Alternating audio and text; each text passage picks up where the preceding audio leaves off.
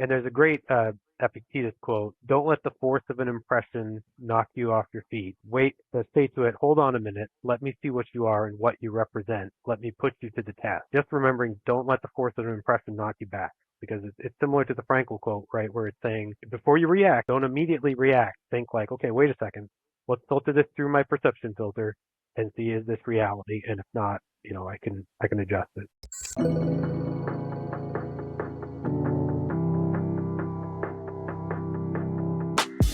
Welcome to the Mindform podcast, where we delve into the minds of some of the most interesting people on the planet, discuss psychology, philosophy, and personal growth, and share the wisdom we uncover with you.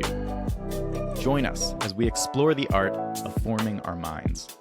Here's your host, Frank Lawton.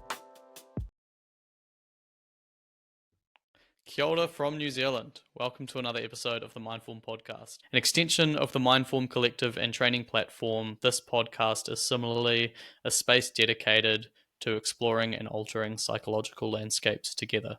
In each weekly episode, I'll speak with a new guest, generally members of Mindform, to extract wisdom, refine ideas, and collaborate on the game of architecting our minds. So this week's guest is Ryan L. Based in Maine, Ryan is a founding member of Mindform. He's our resident Stoic sage, or sage in the making. Ryan hosts a space on Mindform called The Stoa, dedicated to all things Stoicism. Here he posts impactful personal stories and reflections which powerfully capture Stoic principles. He also led Epictetus Month, where he led discussion on Stoicism as related in Epictetus's Discourses and Fragments. And he's just about to start, coming February, a month about resilience. We'll be reading a book called The Stoic Challenge. Ryan's a father and husband with an earnest ambition to live life well for himself and those around him. Yes, I'm just keen for this chance to catch him for one-on-one discussion and uncover the psychological impacts of Stoicism and the unique insights that empower him. Welcome to the podcast, Ryan. Thanks for having me, Frank. And thanks for putting this together. I know it's a lot of work to get set up for all these and get all this done. Yeah, it's getting easier each time. You're just trying to create all these systems and starting to just tick the boxes I've pre-written now, so that's getting a lot easier. But how are you feeling today, Ryan? What's been sort of your main feelings so far? Yeah, I'm feeling good. It's 6:30 p.m. here, so I just stopped after a busy day at work to have dinner. Apologize in advance if my voice gives out. I've been speaking a lot of the day. It just had end up being in a lot of meetings, so apologize in advance for that. But overall, feeling good. Get a lot of good work done today, and continuing to make progress on my project. No major issues. Awesome. I just got a message from Ryan in the live stream chat, so I'll just direct you so you can see that if people want to, if you want to see what the audience is saying. So if you just hit chat on the side of your screen, got a live stream option, you'll see a bit of encouragement from Ryan. Yeah. Oh, there's studio chat. See Ryan comments or anything. Live stream chat. So that should be another option. Oh, so if you go back. Sorry about that. Yeah, First easy. time using this tool. I see. No, anyway. All right. Yeah, all good. I'm trying to get in the Thanks, habit Ryan. of giving people that info before we start the call. But anyways, so you're our Stoic guy here on Mindform. So I want to start with, just getting into that. So in a few sentences, how would you sort of summarize Stoicism, or at least the parts of it that are meaningful to you? Yeah, there's a lot to it. Stoicism at its core is a philosophy for how to live your life, and it encompasses a lot of different details. So I'll just kind of give a little bit of background, and I'll talk about some of the major components of it. So if you think about, say, a bull, right, like a male cow, a bull. You could work out, you could lift weights every day of your life, you could, be lifting the heaviest weights at the gym, and you're still never going to be as strong as a bull, right? Or you could be a runner and you could run as fast as you can, and you could maybe be Usain Bolt, but you're still never going to be as fast as a cheetah. And so the Stoics say, like, what is that thing for humans? And for humans, they felt like the thing that we have that no other animal has is the ability to reason. And we can reason, meaning that we can think about our thoughts, we can do complex planning, things like that, more than any other creature. And so when the Stoics say, as they often do, that you should live according to your nature, they're not talking about, living as one with nature and, living on Walden Pond or something like that. They're talking about our nature as humans is that we are reasoning creatures and we should use our reasoning to guide us. And so, uh, essentially, what that boils down to is living according to what they consider the cardinal virtues. And so, for them, there were four cardinal virtues. There was temperance, courage, wisdom, and justice. And part of that was those are kind of the things that matter. And then there's a whole subsection of things that don't matter. And so the Stoics call that the dichotomy of control. It's often called nowadays, or I've heard it called the trichotomy of control as well, because there actually are kind of three choices. But to keep it simple for now, the dichotomy of control means that there are things that are in your power and there are things that are outside of your. So if you think of things like, the weather, that is firmly outside of your power. And so the Stoics would be indifferent to that type of thing. If it's raining, if it's snowing, it's all the same to the Stoics because that's not something that they can help. So it's not really something they concern themselves with. Whereas something that's in your control, like your temperance, wisdom, justice, courage, those are the things where you should place value, and those are the things where you should focus all of your effort. So one of the main features of Stoicism is that dichotomy of control. Another piece is the notion of perception. And so there's still a quote, I don't have it in front of me, but it's something like, uh, nothing is neither good nor bad, but thinking makes it so. So the idea Mm. there is that uh, it's not just that a thing happens and the thing is either good or bad. We can't say that because it depends on the context and it depends on your perception. And so one example that I heard one time that I like to use is that imagine you have a garden with just a ceramic garden gnome in it, right? The gnomes with the big red hats and all that.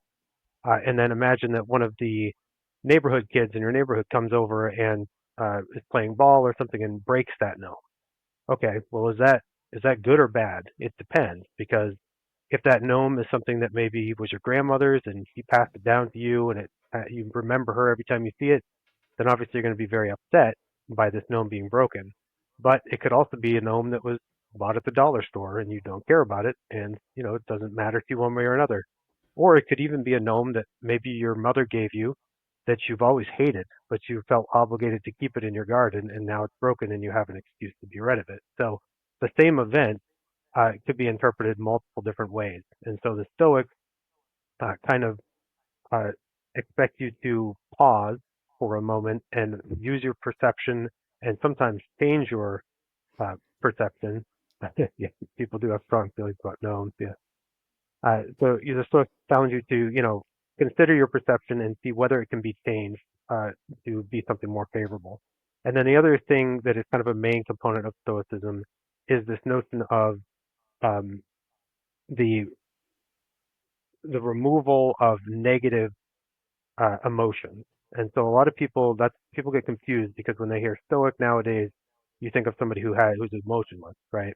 But really, Yes. they weren't. And the reason that that happened, I think, is because there was some truth to that, but it was really just the negative, unnecessary emotions that they were looking to, uh, you know, uh, to curb, like unnecessary worrying or excessive anxiety, things like that. It wasn't that they were trying to prevent joy, and in fact, really the main goal of Stoicism is to get to a eudaimonic state, which is the state of joy or at least tranquility, right? And so that's kind of the end goal is to have the philosophy that is a tranquility.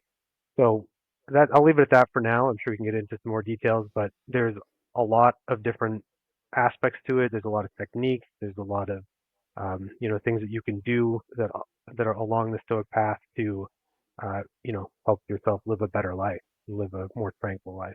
Yeah, so as you're talking, I'm trying to like draw connections to these different components because that's a perception I've always had of Stoicism is that it almost seems to be like a collection of tools and ideas that aren't necessarily that don't share the same base. But one way that I could tie together at least the components of it that you've brought up is so for example the bull, right? I like that metaphor. whatever it's encountering in its life, its way of dealing with that, of getting to a place of well-being, right? Something it perceives as a problem and it wants to resolve that so it feels better. Its way of getting to feeling better is to use its strength and its speed and its aggression and all of that. And so, as human beings with reason, it's is the sentiment. Perhaps you could be said that the sentiment is the way for us to get to a place of peace and tranquility is to use reason. Whatever different problems we encounter and whatever different sort of means by which we can use reason, it should be through thinking rationally, through using that faculty, that we're able to transform a situation into something where it's not harming us, so we don't feel damaged. So maybe that kind of ties that in a little bit. Would you agree? Yeah, definitely. And actually, re- Stoicism is a precursor to what is now cognitive behavioral therapy. A lot of that Mm-hmm. draws on from an earlier version, and then that turned into cognitive behavioral therapy. And so a lot of it is like, okay, I'm experiencing this negative emotion. Maybe it's anxiety, and so then I can use my reason to do something like cognitive restructuring. Sorry, where you can kind of think about that thing and say like, okay, here's my anxiety. What's the evidence for this anxiety being legit, and what's the evidence against this Mm-hmm. anxiety being something I need to worry about, and kind of reframe things. And so, that's the Stoic law again about perception and the way you frame things and the way you think about a problem makes a big difference. Yeah, yeah, absolutely. Um, yes, and I love that sort of piece of history because today, in I guess it's changing a bit now in academic psychology, but maybe 15 years ago in academic psychology and generally in popular psychology, today there's a lot of respect for, understanding of, admiration of cognitive behavioral therapy because it's like the most widely tested and kind of shown to reliably, not hugely, but reliably be effective sort of treatment approach. And then there are a variety of historic philosophies that are maybe less researched, but are deep, and ancient Stoicism would be an example, that are still out there in the dialogue. And it was really fun for me when I discovered a bit of that. You know, not only are they rooted in the same principles, but actually there was really a process of building a lot of these modern intervention systems like CBT, the principles that were really built out of someone reading and understanding these historic philosophies. That they're really, even though I think sometimes modern perception sees a stark difference, right? They see the sort of the self helpy philosophical and then the effective scientific, but it's the same. It's that core principle of, yeah, it's not good or bad. Thinking makes it so. That is like the fundamental premise that underlies cognitive behavioral therapy, right? I mean, that's how, yeah, how it becomes effective. Yeah, is there So I'm curious, what's so with Stoicism? Obviously, it's a big part of your life. It's had a huge impact on you. What have been the tools that have really just worked on you, I guess, or had the biggest impact? Is it as a philosophy as a whole? Is it just the approach of using reason, or is there kind of a particular stoic, stoic tool that you just come back to over and over again? Yeah, so there's a lot of tools in the Stoic toolbox. One thing that has helped me significantly is really practicing and understanding the dichotomy of control, like I mentioned before. And so Hmm. I'll get into that a bit more, but so the dichotomy of control is again things you can control and things you can't control.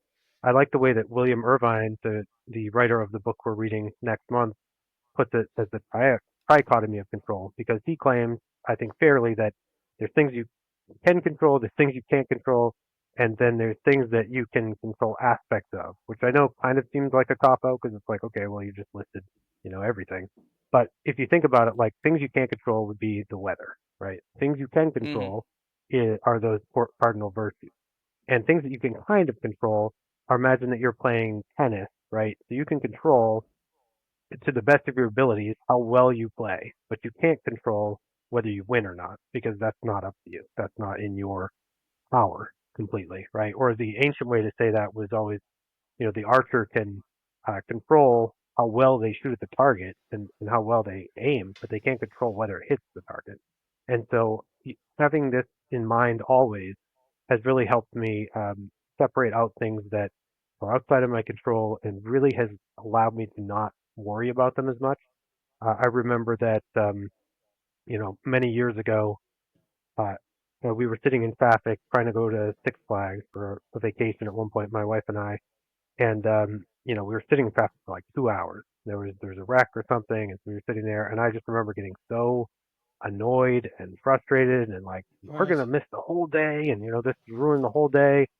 And now knowing and really feeling that that's something that is firmly outside my control, I feel like that wouldn't bother me at all. Like I would probably not even miss a beat if that happens. And I have had lots of those things happen, as we all do. I had the basement flood a couple of weeks ago. It's not Mm. something I could have prevented. The sump pump died unexpectedly, and so I just kind of let that go and said, well, it is what it is. Sometimes you have to uh, run aside, go with life like that.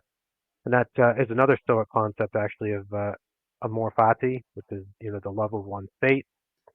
And so it doesn't mean like heavenly ordained fate necessarily. It means well, I'll give you a good story that actually the Dino, the founder of Stoicism, wrote this story. And so essentially what he said is like, imagine that a dog is tied to a cart in the marketplace, right? Somebody Mm-hmm. put the leash around it and tied it to the cart, and then the cart takes off, right? So the dog at that point has two choices. It can either run alongside the cart or it can be dragged along anyway, right? And so the idea is that like with life, some things are going to happen that you can't control. And so you can either run with it and do your best to control what you can, or you can get dragged along by life anyway, right? So that's another tool. There's many others that we can get into. I actually have like a list that I usually go to of about 20 different Stoic techniques. And Wow. so a lot of times what I'll do is say like, okay, I'm feeling like really angry or really anxious or whatever else it might be. And then I kind of go through that list and say like, okay, I'm super anxious right now about this thing coming up. Does this help me? Nope. Does this help me? Nope. Does this help me? And finally, I'll get to one usually that is helpful. And a lot of times it's like, oh, it could be like, oh, writing an anxiety journal or something, or it could be cognitive reappraisal, or sometimes one of my favorite quotes that I have up in my room is, uh, um, of course, that's what I'm about to say, and I can't remember how it starts. But he's saying, "Oh, today I escaped anxiety, or no, I discarded Nice. it because I realized it was within myself to do so." So sometimes just seeing that with enough practice is enough to pull me out of a funk because I'm like, "Oh, I'm super anxious about this thing," and I realize, "Oh, well, I'm doing this to myself. Like this is just an internal thing which I can control, and so I can choose to perceive this differently, right? And sometimes it's Mm. easier said than done, obviously. If something's really fresh or something is, really giving you a hard time, it's not an instant fix. But I mean, many times just kind of remembering that quote is like, yeah, I'm pissy about this thing not going my way, but it doesn't matter, and it doesn't, there's no, it just doesn't matter. So I discard it. I like that word that Marcus Aurelius uses, discard, when you come across something like that. But so I go through that list, and I have that helps me. And if that doesn't help me, if I get through the list and I'm still kind of stuck mentally, then I'll just pick up meditations or some other book, discourses, and just start reading through it. And usually before long, something resonates.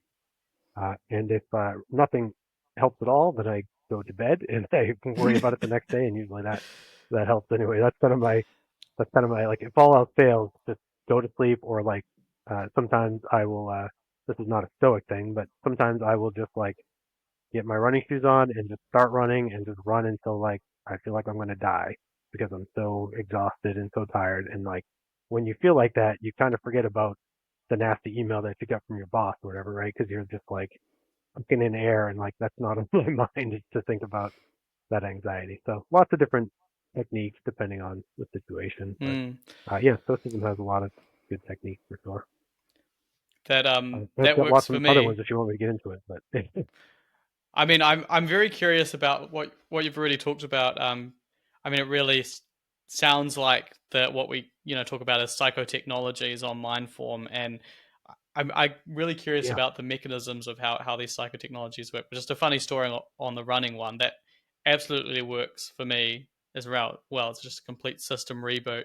I had a friend who I used to mhm, work with, and he had that strategy when he was a young man, and he was also training. He was trying to get into I don't know, he was into rugby or something, and his dad would um rile him up so to get him to pass the threshold where he was so enraged that he just grabbed his running shoes and mhm. ran out the door as sort of a way to get his son training. Yep. Yeah, I'm really curious about how a psychotechnology works like that. I guess. I mean, I think that's fantastic. Just having this list that you can easily access. I mean, for me, that's what I need. Like, I have a lot I'll, of go ahead.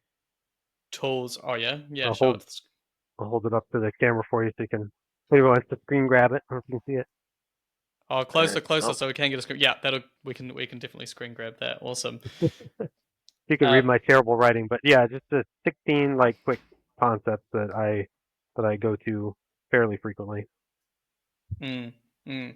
I need that kind of But clarity to use the tools that I have at my disposal. I've read meditations. I've read all sorts of books about different tools, different cognitions that are really helpful in times of struggle and times of confusion. And but without having some, I guess, assistance to direct myself to being reminded of that, I'll often just go back to the old, less effective strategies. But I'm really curious about why that works. So one of them you talked about is that quote, discarding anxiety, and um, why does that get rid of the anxiety? One theory is, and I guess you'd be able to verify if this is the case or not. But when you're in your anxiety, you're anxious about all of this stuff that's happening, and that's where your attention is. Your attention is on the thing that's outside of your control, or the whatever, the thing coming up. But just reading that quote, perhaps the way that it gives you that power is it shifts your attention entirely to a metacognitive state where you're actually observing your own anxiety. You're observing, and you're now interacting with the thoughts that you have that are activating anxiety, and the behavior of behaving anxiously as opposed to interacting with the thing that you're anxious about. Do you think that's why that creates that shifting? I'm just amazed that it's so sudden. yeah, so for me, I mean, that might be part of it, just reminding you to get outside yourself. But I think for me, the bigger part is that when I read that quote the first time, I probably wasn't like blown away by it, or it probably wasn't life Mm-hmm. changing or anything. But as I read more about Stoicism, it's not so much the quote itself; it's more that like that reminds me of all of that I've learned in that area from Right. Oh Stoicism. yeah. So that's just like a hey, don't forget about this whole thing, right? And so the reason that I don't recommend the book that people normally go to is the Enchiridion, which is the Epictetus, like the shortened version. It's like 20 pages long. You could read it in an hour. But I don't recommend people going there because the point of that is supposed to be a reference for people who already have read and understand the discourses, right? And so if you come in fresh Right. and read that, it's going to be like a lot of the things sound really trite and like, okay, sure, whatever you say, Epictetus. But if you like have the background that gets you to that point, and it's just like a reminder of like the core concepts, then it makes a lot more sense. It's supposed to be a summary, but not the primary learning curve, right? And so for me, when I think of these quotes, it's not so much like I said the quote itself. It's just that to me means this whole other area that it gets me thinking about, and that helps. And and a lot of times it's really just like, oh, I recognize this is the kind of situation that can be solved by that because it is something I can pull myself out of.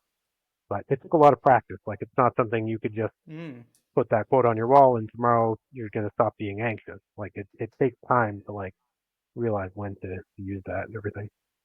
But there are a lot of other psychotechnologies, and one thing I wanted to mention is that I consider Stoicism both a medicine and a vaccine. And so what I mean by that is that like the stuff we're talking about is the medicine, right? That's like, oh, I'm anxious. What's my medicine that I can take to like try to fix my anxiety, right? Or there's also the vaccine, which is more of the preventative side. And so for that, you've got things like tools like negative visualization is a really good one. Negative visualization essentially uh, the goal there is to, in great detail, go through a scenario in your head, something that might go wrong, and kind of play it out in your head, right? And so maybe your car just got in a wreck and you're waiting to hear back from the body shop, right? And you think it might cost you, they might tell you it's total, they might tell you it's going to cost thousands of dollars, whatever else. Like play through these things in your head, not like worrying, because worrying is, you can't not think of it, right? It's ruminating. It's that's a bad thing. But if you are sort of thinking of the scenario through your head, then when it does come to fruition, you're not shocked and you kind of like say, okay, well, I anticipated that might happen, and it takes away the sting. But it also, in a lot of ways, helps you really appreciate the things you already have. And so if I'm thinking about, like I have a little Ford Maverick truck that I love. It's the first like nice car I've ever bought myself. And so, I think about like, okay, well, what if I crashed it and lost it? And I kind of walk through the scenarios about what would that look like, and it makes you appreciate that you have it in the first place, and it also uh, prepares you to lose it and to think about what is the actual value of that. So that's one technique, is that native visualization. Another one that I use all the time is voluntary discomfort, and I'm going to be talking about this next month. But voluntary discomfort is putting yourself intentionally in situations that are uncomfortable. For example, doing a podcast when you've never done one before, because it helps you grow as a person, right?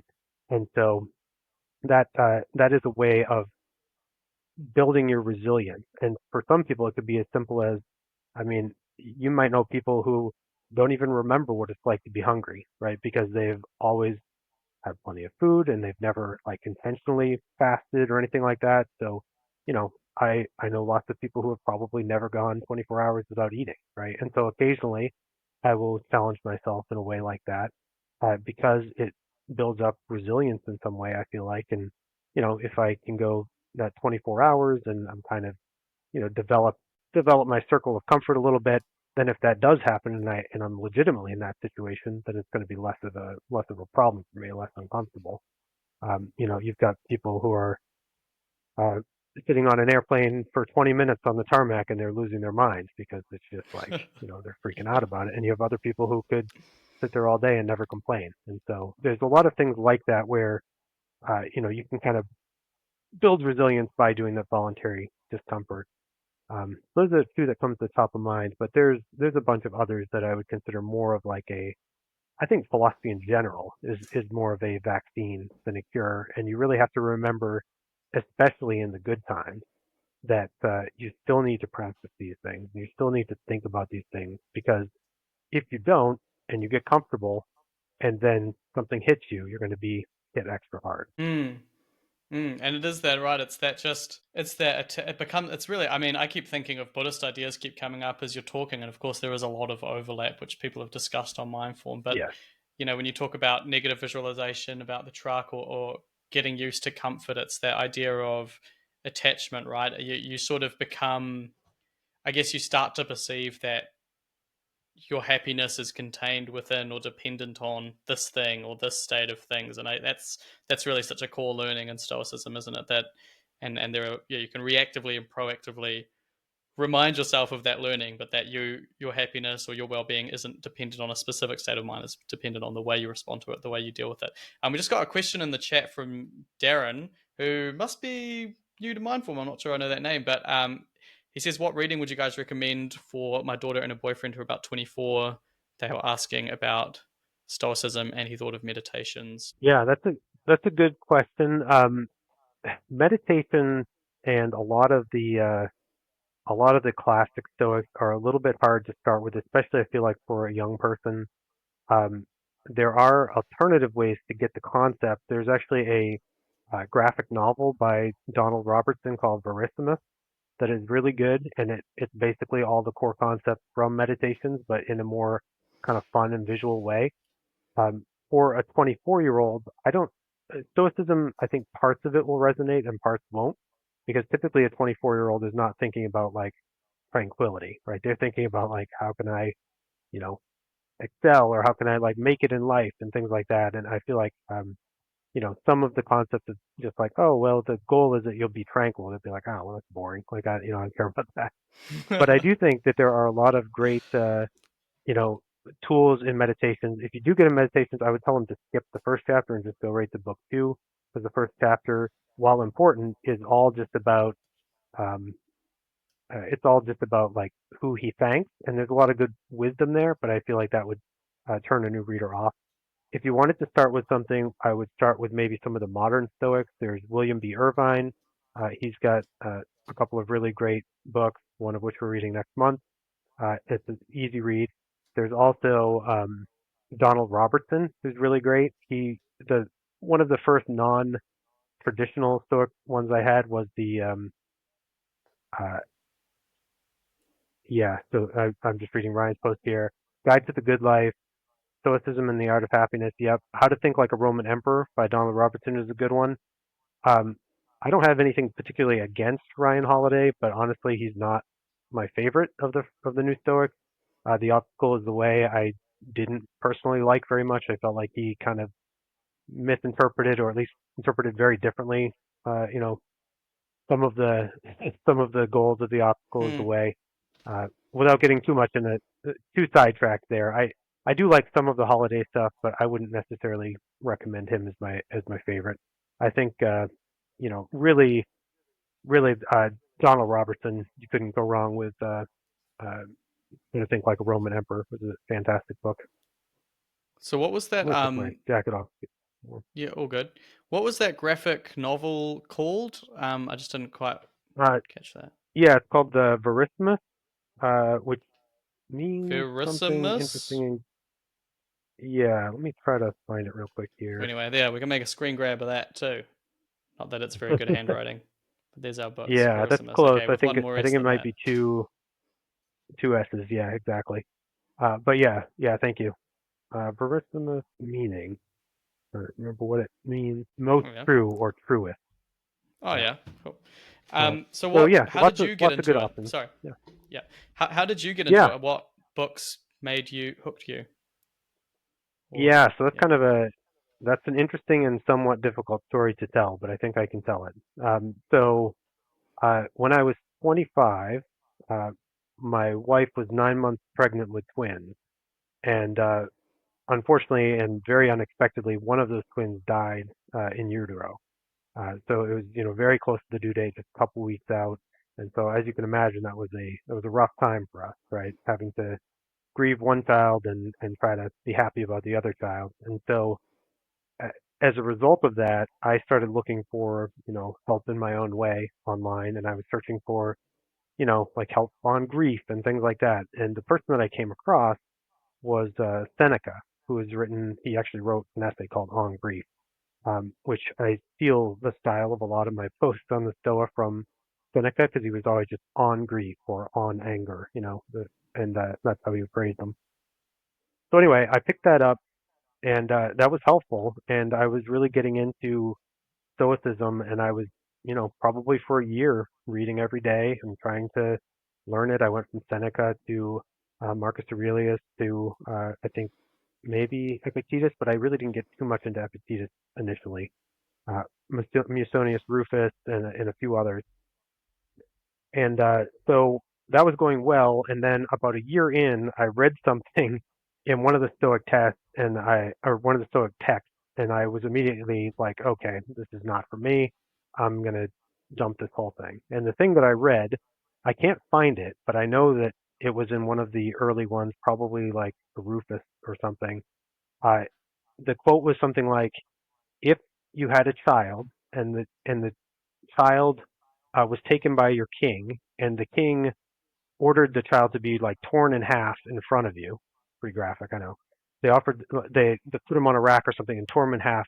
That you should just like thank the king and go about your way, right?" And I was like, partially because I had lost a kid and was a father and everything. And when I read that, I was just like, what the hell is this? Philosophy. Like who who would be who would want to aspire to somebody who could watch their child be murdered and just like go about their way, right? And so that caused me to put that aside for many years, and I didn't understand like what they were saying in that quote, and until many years later. So I kind of forgot about Stoicism for probably 8 or 9 years, and then randomly I picked up a Tom Wolfe book, who's a great author if you haven't read him. Tom Wolfe, A Man in Full, and that I didn't know at the time, but I realized halfway in that it is about Stoicism essentially, or it's a central theme. And so in that book, uh, the main character goes to prison and they discover Epictetus and the teachings of Epictetus, and it kind of turns their life around, etc., to a degree. And so I read that, and that got me interested again. So I went kind of back to Stoicism, and I realized a couple things about that quote that I had read. One is that when the Stoics write, they are oftentimes thinking of a Stoic sage, which is not a real thing. It's more like an aspiration. And what they were trying to say, I think, with that quote, is not that you should be so unemotional that you could just watch your child die. It's that in theory, if you could reach the pinnacle, which again I don't think I can or want to do necessarily, but if you could reach the pinnacle, you would so well understand what is in your control and what is not in your control that you accept anything that's outside your control, even if it's something terrible like that. So they were using kind of an extreme example to show that. And so that kind of got me back on board a little bit once I realized that. The other thing that I realized was that the Stoic, you know, writings are not I'm not an evangelical Christian like reading the Bible, right? If there's something I don't agree with, I just need to not do that thing. I can just ignore that, right? I pick and Mm, choose what I want. I would approach it initially like, well, this might be for me, and then I found one thing that was like, oh, this is not for me, and I threw the whole thing out, right? And I realized like, well, don't I just threw the baby out with the bathwater here? I need to take a step back and say like, okay, there's going to be some things that don't resonate or that I don't agree with, and that's fine. But let's take out the things that are useful and focus on those. And so since then, I've been probably I don't know several years since then, and I've had it. It's been working since, and I've been kind of continuously doing it. The last couple of years, I've kind of spread myself in different areas with Mindform, getting into some different philosophies and things, but I still go back to Stoicism, and it's still kind of my go-to when I'm having issues. So that's the story of mm. how I got to Stoicism. Yeah, interesting. And I suppose, I mean, these days, I have a view of a few of the ways that your journey with Stoicism perpetuates across time. You continue to read books related to it. You get involved in our community and do some leadership or some education about Stoicism there. And you have this list, right? So you you go back to it. And I had one of my questions I want to ask you is how does one or how do you practice Stoicism, or how do you kind of continue your growth towards, even if you don't want to get all the way there, but towards this ideal of a sage? Um, yeah, have what we can see already is that sort of the whole of it, or how do you continue that development? Yeah. So when I've been most focused on it, um, I had specific practices in place that I would do, every day. I would do like a Well, daily reflection journal, or at least like an anxiety journal that I found was helpful for me. But often it's just like I mentioned, it's kind of a mix of like the cures and the preventions, right? So for the cures, I just bust those out as I need them. Uh, for a while, it's kind of funny because if I showed you my anxiety journal, like when I first started writing in it, it was like every day, right? Every day something would give me anxiety, and I would be writing in it constantly. And now I don't think I've written in it for probably 6 months, right? And so it was kind of almost like you know, a, a dot chart or something of my progress, right? Because I could see like every day, every week, every month, and then every 6 months. So, that's one practice that I was doing for quite a while, though, is the journaling. I do the negative visualization a lot. I do the voluntary self denial a lot. I just did a 36-hour fast last weekend, just kind of as a challenge and to see if I could do it. Uh, and I did, so that was good. And I do negative visualization a lot, and really a lot of it is just working on that perception and like trying to catch myself. And there's a quote that's misattributed to Viktor Frankl, but it's still a great quote, which is uh, in between stimulus and response, there's a space, and in that space lies your, ability to perceive or whatever. I forget the exact quote, but Mm-hmm. he's saying like, the stimulus.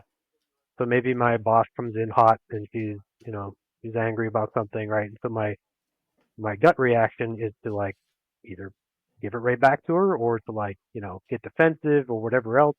But if I take that second, just that instant where you have to be able to filter it through your own perception, you can say, okay, well, hold on, is she really like, angry, or is she just like maybe she's something going on in her life, maybe she's upset for another reason. And so you can kind of like change your perception of what's happening, and that changes the way that you respond to it. So a lot of it is stuff that I use every day, but only because now it's become so ingrained that like, you know, something something bad happens, the basement floods or whatever, and my first thought is this in my control? And if it's not in my control, then I cast it off. And one most of the Stoic techniques I just took directly from the Stoics or the modern Stoics, but there's one that I use a lot myself that I kind of made up that I feel like is Stoic related.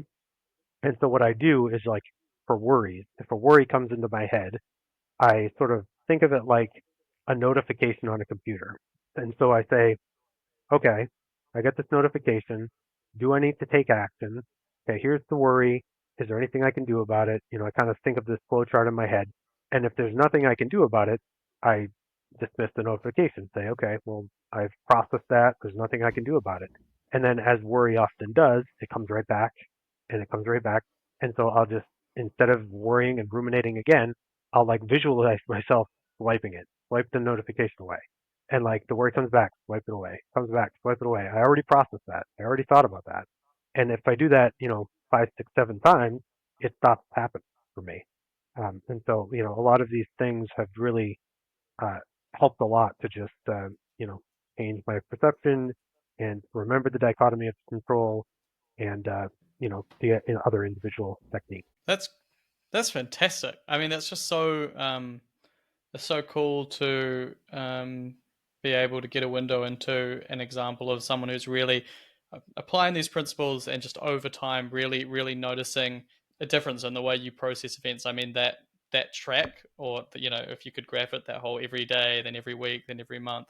It's amazing to know that kind of through repeated practice, at least these principles work, and that core principle, which we sort of alluded to earlier, which exists in modern understandings and various historic, I guess, practical philosophies of that gap. It's very well articulated by Viktor Frankl, that gap between stimulus and response and our capacity to choose what goes on there.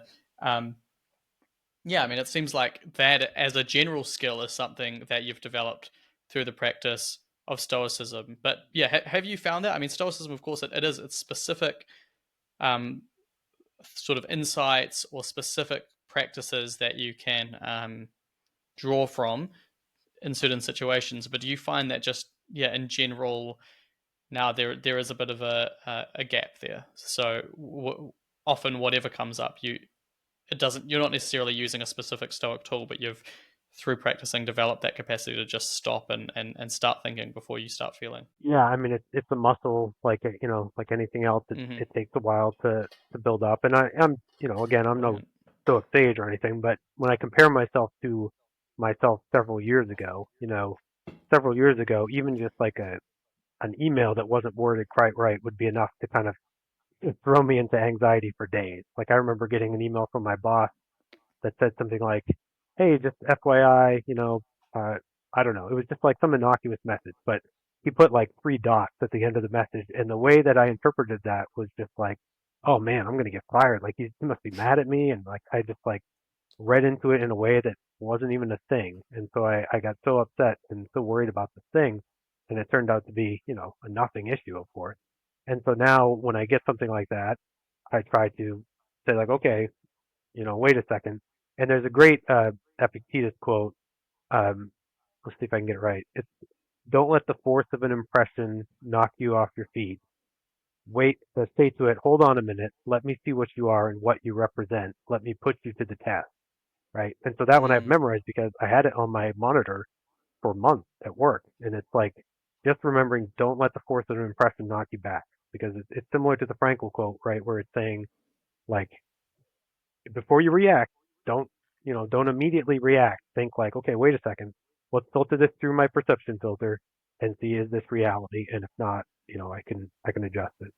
Um, so that's been a super helpful quote for me as well. To don't let the force of an impression. Seems like for you that a big part of that transformation is specifically around anxiety, right? So like anxiety was a big thing you get anxious about, all sorts of stuff, and Anxiety and that's worry. Yep. particularly changed. Yeah, yeah.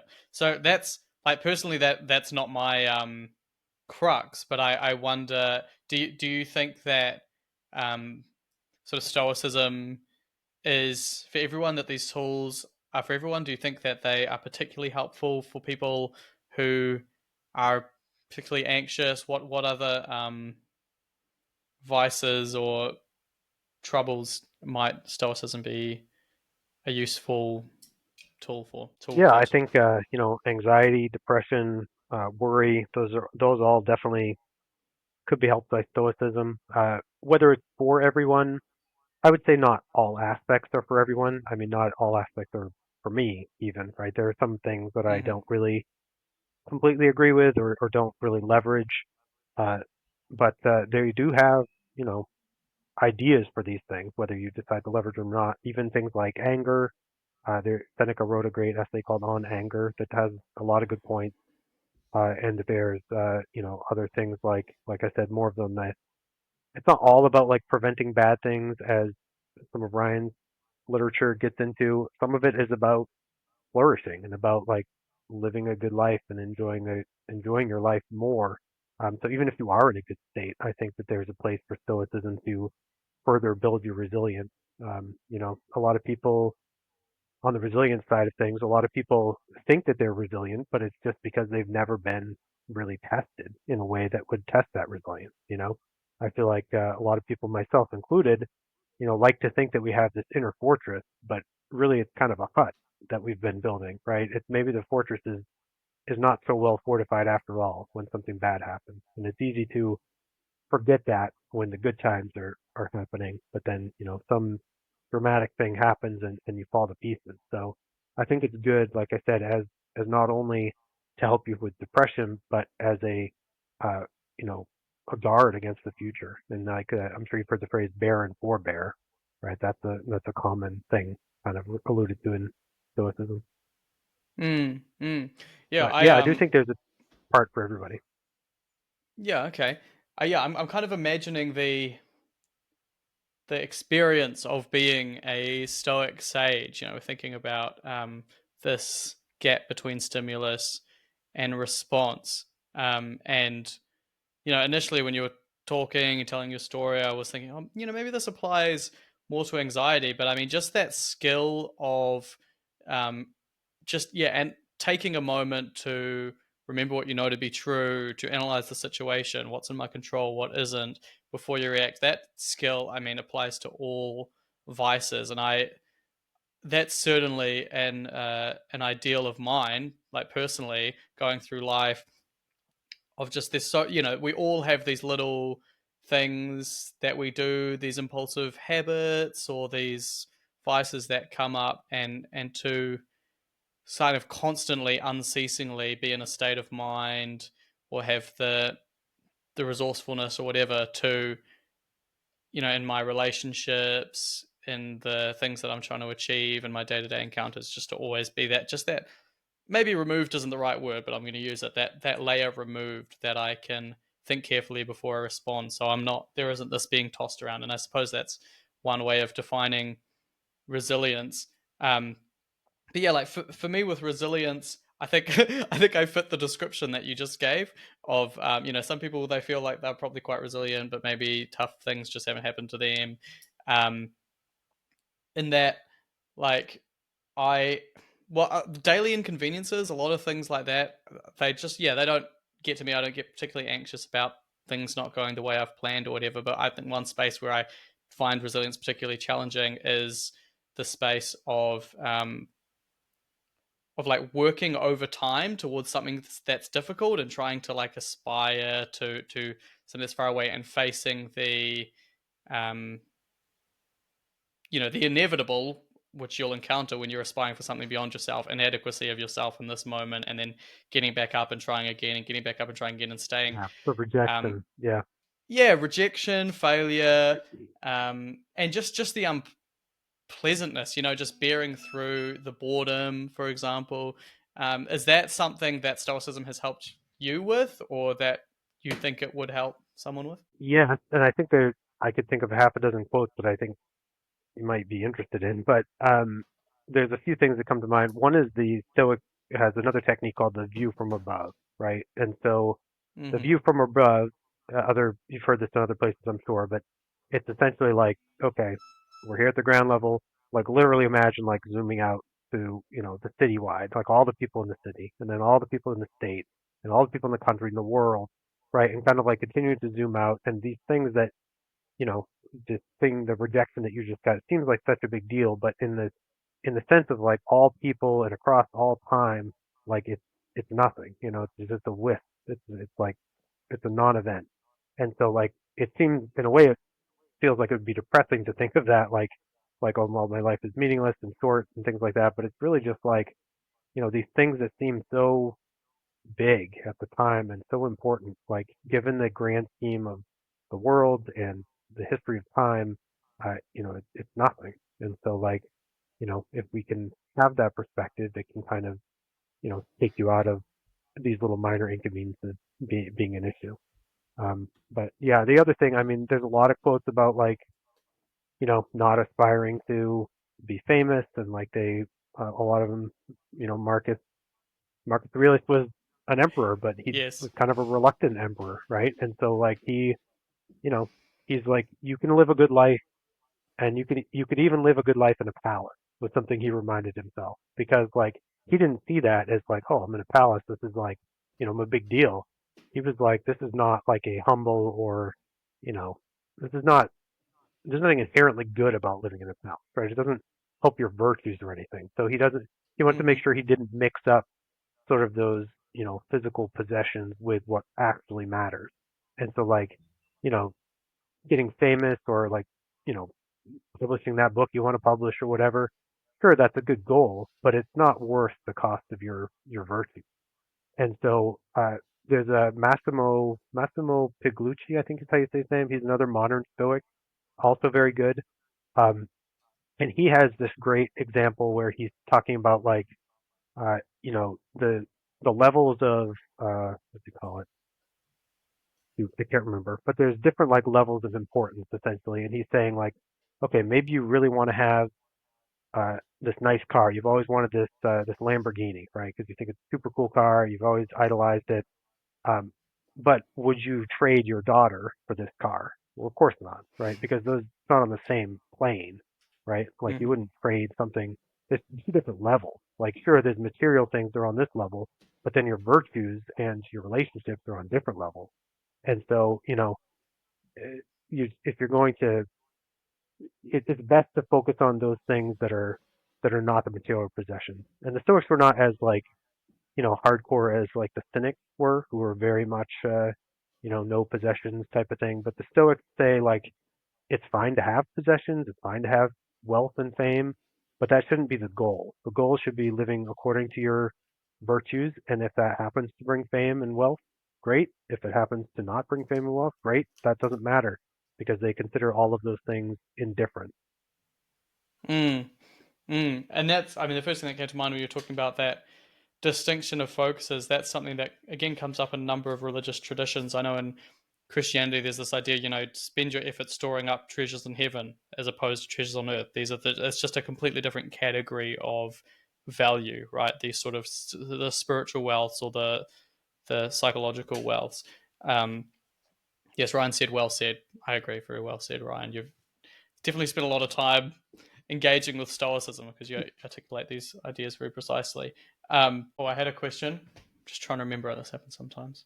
No problem. Oh yes. It's like Okay. So 1 this. a.m. where you are, right? So I don't blame you. No, it's the middle. It's the opposite. Oh, It's the middle of it's the the day middle of the for day. you. Oh, okay. I felt Yeah, bad yeah. because I thought it was That's like 1 in the sunlight. morning. Okay. No, no, no. Well, now I don't You're feel all bad. right. All right. um, now my question is, um, nope, I've lost it again. I'll have to cut this. Sorry.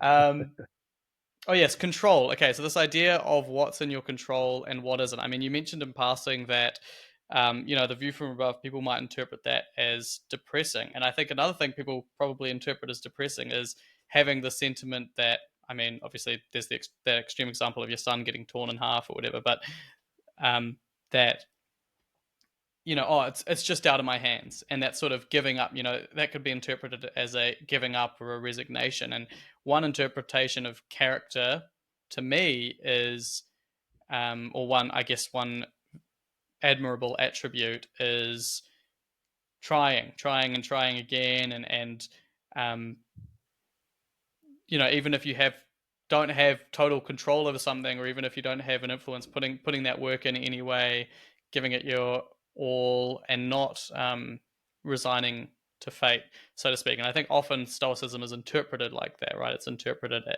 by some as a resignation to fate, or an indifference, or um, and so I guess maybe the question is, how do you reconcile that, or how do you know the difference between what's in your control and what isn't? How do you navigate that dynamic? Yeah. So yeah, I mean, when I first read about like the dichotomy of control and like Epictetus, he actually lists out like here are some examples of things in your control and out of your control, Okay. and the list in your control is like shockingly and like shockingly small, like basically, like even things that you would think are in your control, like your own body, are not really, because it's not up to you, whether you get cancer or you get hit by a bus and you get paralyzed or whatever. Like even things that you would think should be in your control really are not.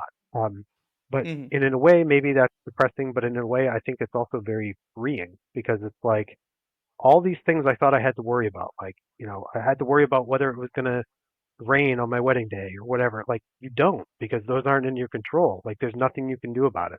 And all you can do is accept it. And if you try to fight against it, that's not going to do anything but make you miserable. Now that doesn't mean that you should just give up trying. And actually the Stoics were quite active, like politically and things. Like within the the cynic side of things, they were very much like, screw everything. I'm just gonna live in a tub. But with the Stoics were very politically active. And so what I think of when I am trying to answer your question here is the trichotomy of control concept that William B. Irvine outlays. And so let's say that you want to fight climate change, right? It's your life goal to stop climate change. Great. There's nothing in Stoicism that says you shouldn't do that because you can't control the outcome. What you can't control well, you can't control the outcome, but you can control what you do to make that Right. outcome happen, right? So, like, it would be unfair to yourself to say that if my goal is to stop climate change, and if climate change doesn't stop, then I fail, right? Because then you're chastising yourself for something that you just cannot do on your own. That doesn't mean that you can't have a part and that you can't like help the process and that you can't, try to improve it. It just means that ultimately that is not entirely in your control. So I like the trichotomy of control because it encourages you to focus on the right thing, which is to focus on the stuff that you can control. If you measure your success on something you can't control, you're just going to be let down. So it's not so much which um, issues or components of the world do you engage with. It's more which components of the world you concern yourself with. Where are you kind of trying to make your decisions? What outcomes are you attaching yourself to? And of course, yes, you can always, in any situation, regardless of how much influence you do or don't have, the only way you have an influence is through the control you have over your own actions and your own thoughts in that moment, right? So if you're focusing on that, then you can always get the desired outcome. If the desired outcome is just to act in the most virtuous way there. And I suppose that idea of virtue, it does come back to that, right? That reconciles, because in any context, there's an opportunity for you to act out virtue. There's this great concept that's in Epictetus. It's not called this, but this is how I refer to it: is setting two goals. And so he talked Mm-hmm. about, back then people would go to like a public bathhouse and bathe and whatever. And so he would say, my primary goal is to go to the bathhouse and bathe, but my secondary goal is to keep my composure no matter what happens, right? And so then like he gets there, it's full, he can't get in, whatever. He hasn't failed. He maybe has failed his primary goal, but he still has a secondary goal and he can keep his composure. And I think of that a lot of times where I'm having like a heated debate at work or something, and start to get into it with somebody, and I'm thinking, okay, my primary goal is to kind of convince them to win them over to my side, but my Mm-hmm. secondary goal is to not lose my shit, right? And to like keep my composure and stay calm and not resort to personal attacks or anything like that, to keep what I consider my own virtues intact, regardless of whether or not I'm able to convince this person of something. So to me, that's helpful. Maybe it's a silver medal concession prize. I don't know, but it is helpful to kind of think like, hey, maybe I failed in my goal of convincing them, but I succeeded in my goal of being true to myself and speaking my mind and not getting angry or upset. Yeah, absolutely. I think that yeah, that idea of second of two goals um, is is something I've been doing a bit recently, and is very helpful in the context where I'm wondering, can Stoicism kind of apply to the issues that I face, which is things around like failure, trying, rejection, that sort of thing. Um, I think I well yeah, one particular way it's made it easier is that I a lot of my negative emotion that comes out of challenging myself is like, okay, I'm going to do this thing every day for this amount of time, or I'm going to keep this commitment or this Yeah. schedule. And inevitably, I fail because of, my own self control issues or because of things outside of my control. Um, but I sort of I mean, I haven't, articulated this before, but one thing that's made it more bearable, I suppose, for me to try these things is to really have that secondary goal, which is just, I don't know how I would articulate the goal, but it's something like I will make the most of any opportunity to do these things. Like that becomes the new goal as opposed to getting it done at the time. So now it's like if I plan to do something in the evening and things come up and I can't do it at that time, I've succeeded if I've just done it for 5 minutes because that's all I could, or I've succeeded if I don't like pack a salt because I failed.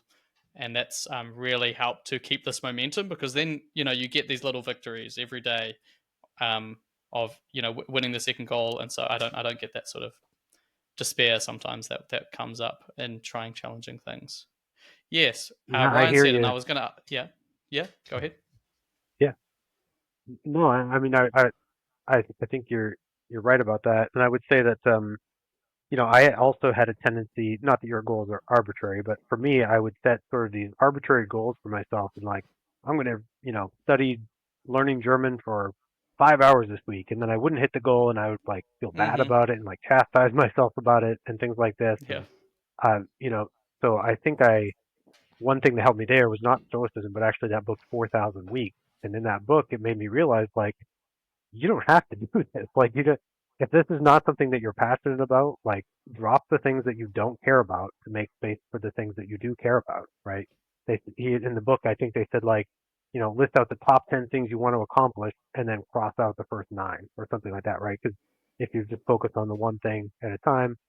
The other thing I thought of when you're talking about that is like, uh, I saw an interview with an author recently and they're like, well, how many words do you write a day? And the other was like, oh, I don't go for a number of words per day. I write from 8 to 12 every day. And some days that means that I write 1,000 words, and some days it means I write 100 words. Right. So just like the consistency and like trying making the consistency your goal. So if your outcome was like, oh, I'm going to have X number of pages by the end of the week, then maybe you need to think about, what the reframing your goal a little bit in that regard. But I decided for my own purposes to give up learning German, and it kind of set me free and allowed me to focus on other things. Like I had set these arbitrary goals that I realized I didn't even really care about. I just felt like, I had started it and I had to like get to fluency, and then I was like, why? Why am I spending so much time on this and like chastising myself when I could be doing something else? Yeah, Not that you Ryan should just give up on said your goals. yes. Well, I mean, no, I've definitely been on a very similar journey to you.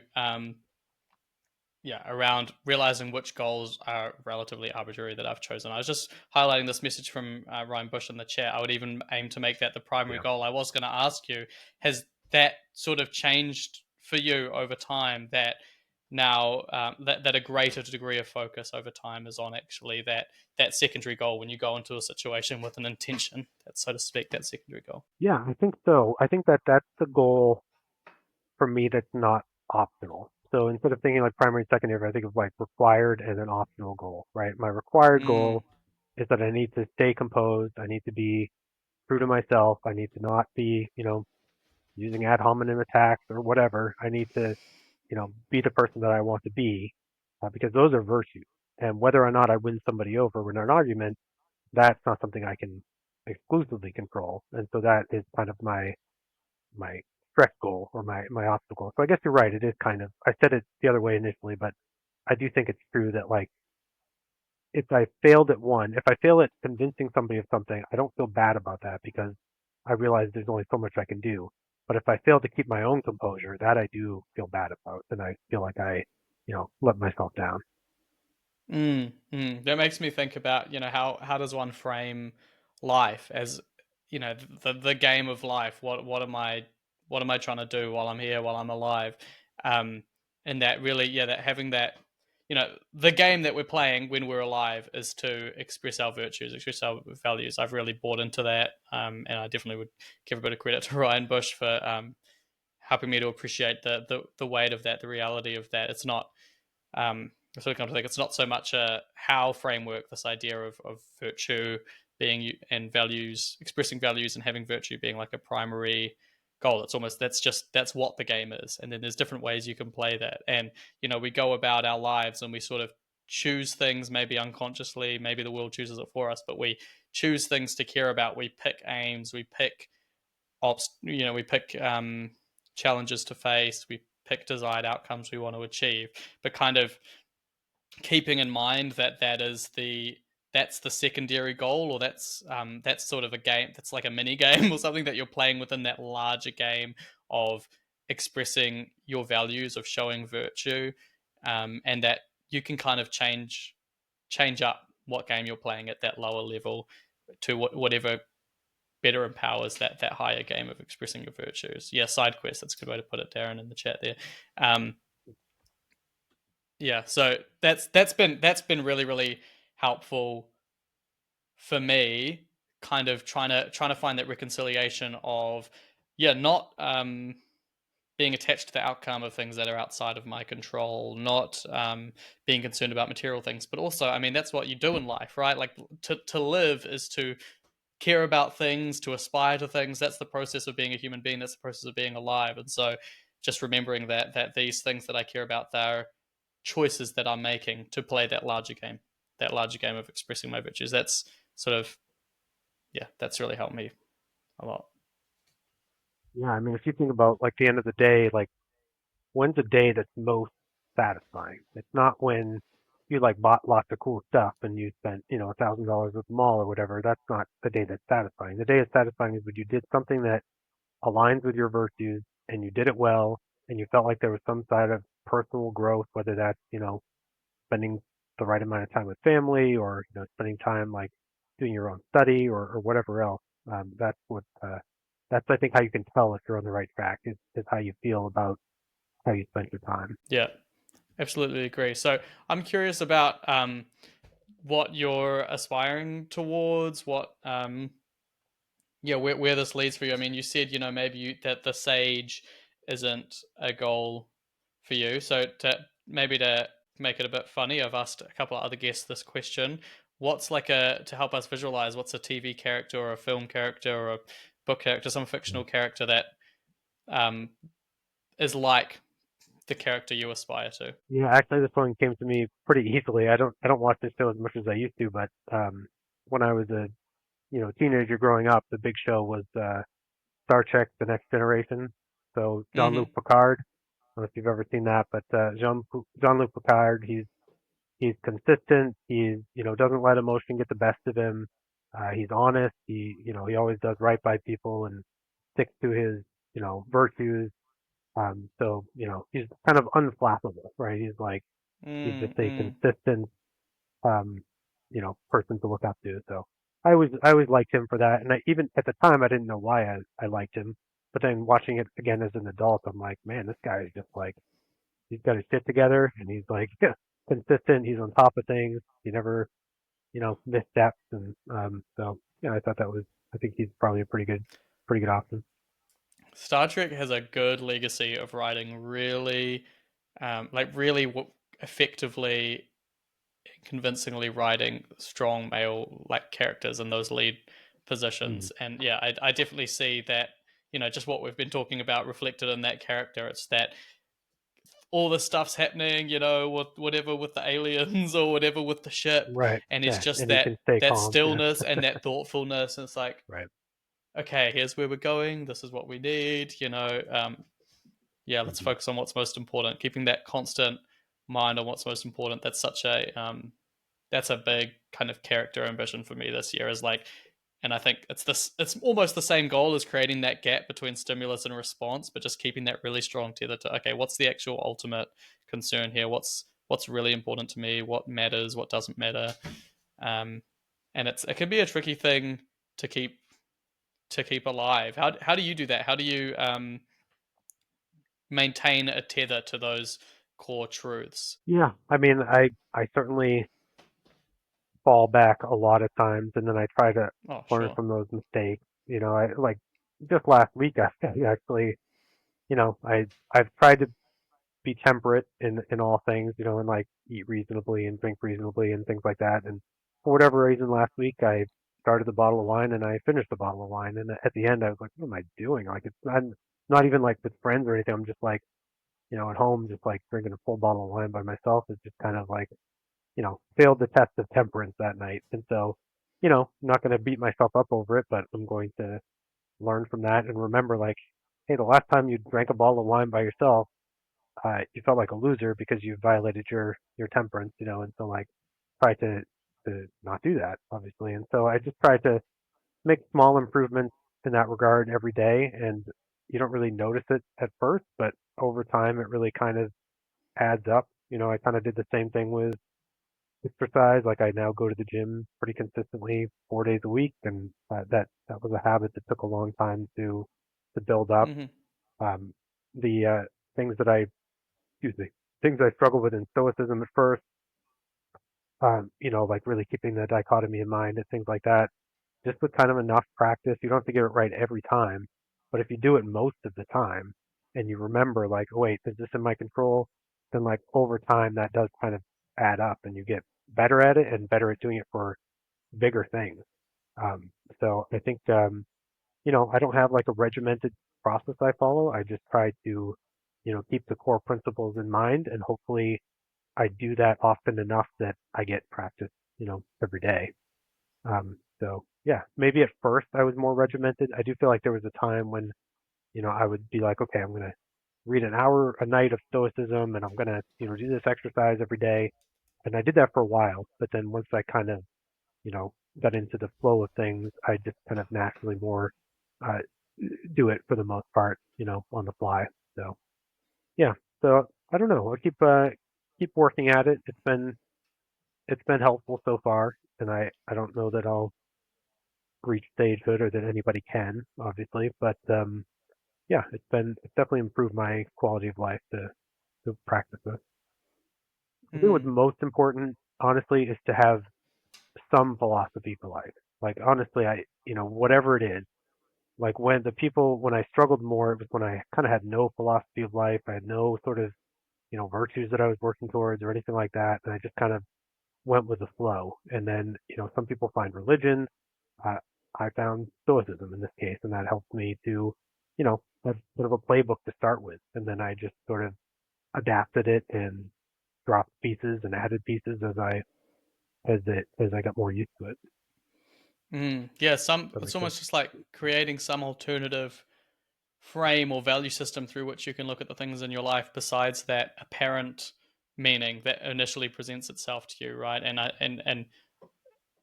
yeah, that's been the difference for me. Like if I try to like simplify it down, I would agree. It's just having some philosophy of life. It's just thinking about those things at all. Years and years of asking those big questions of thinking what's that highest ideal of mine, what's the important thing to me, what are the things that I know to be true, just over time. And it's like a muscle, and you do it doesn't just come straight away, but eventually it does. It widens that gap between stimulus and response, and you build these skills. And I think you say, oh, you used to have more of a regimented thing, you don't now. I think one way maybe it's different to being like a muscle is that once you develop these capacities, situations in your life become opportunities to practice it. You've built that highway, and you run it on the daily, and it's just by continuing to just like everyday life can become your practice, right? For increasing Exactly. that Yeah. that skill of awareness and of alignment to your values. And it's a good reminder, I think, because um, well, just knowing that you're on the path and you're getting better day by day if you're doing that, right? If you have some philosophy of life, if you're reminding yourself of it on the regular, if you're using your life as an opportunity to do that, even if maybe it's slow progress, that's always there, eh? Yeah. I think you're right about that. Yeah. Awesome, Ryan. Hey, I think this might be a good time to end the call. We've been going for about an hour and 15 minutes. I really, really appreciate having you on. It was nice to get quite deep into, I guess the mechanisms of Stoicism and how to apply Stoicism. And I think especially, yeah, just for myself, understanding how I can how I can use these tools and these concepts just consistently, just over time, to slowly build that capacity to not react and to proact, so to speak. So yeah, no, I appreciate that, and it's cool to know and to see the impact that it's had on you. So yeah, thank you very much for sharing that and spending your time here. Do you want to? Is there any sort of closing remark you'd want to leave me or the audience with around Stoicism, an insight? Or I would say just as sort of a plug for those watching this that are, in Mindform, next month going to be hosting that oh yes, Resilience Month as Frank mentioned, and you know, really the book that I chose focuses on this notion of a Stoic challenge, and that boils down to essentially if we think of life's little, challenges or setbacks as a challenge, a test from the sort of Stoic God, right, which isn't a real thing, but it's just kind of a handy way of thinking of it. We can reframe challenges instead of being, just setbacks that are negative. They're positive things, in that they're helping us grow and they're helping us become more resilient. And so, a lot of times, he talks about in the book, like uh, he something bad will come up, and he'll, instead of just assuming it's bad, he'll be like, "Oh, it's a test. It's a Stoic test from the Stoic gods, right?" And they're putting me through my paces. I've got a son he's 17. He's wrestling in high school, and when he's wrestling people, they don't put him up against the easiest people, right? They put him up against challenges and opponents that are just right, slightly above his reach, right, to keep him growing. And so, if we have a life where we're only fighting easy opponents, we're never going to improve.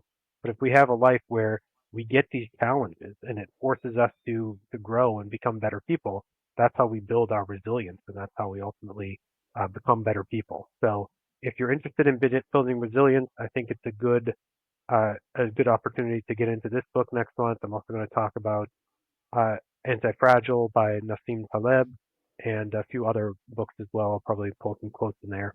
But I think resilience building is for everybody. Even if you think you're in a good position and you don't need any more resilience, take it for somebody who's had some pretty nasty setbacks in their life, that you may want to build up that resilience ahead of time just in case. awesome. Yeah, no, I'm very, very excited for that. At the start of this call, I was like, maybe I'll get involved in this month. But I think getting a bit more into the workings of it, I think it could be really, really helpful. for me personally. So yeah, thank you for running that. I'm very excited.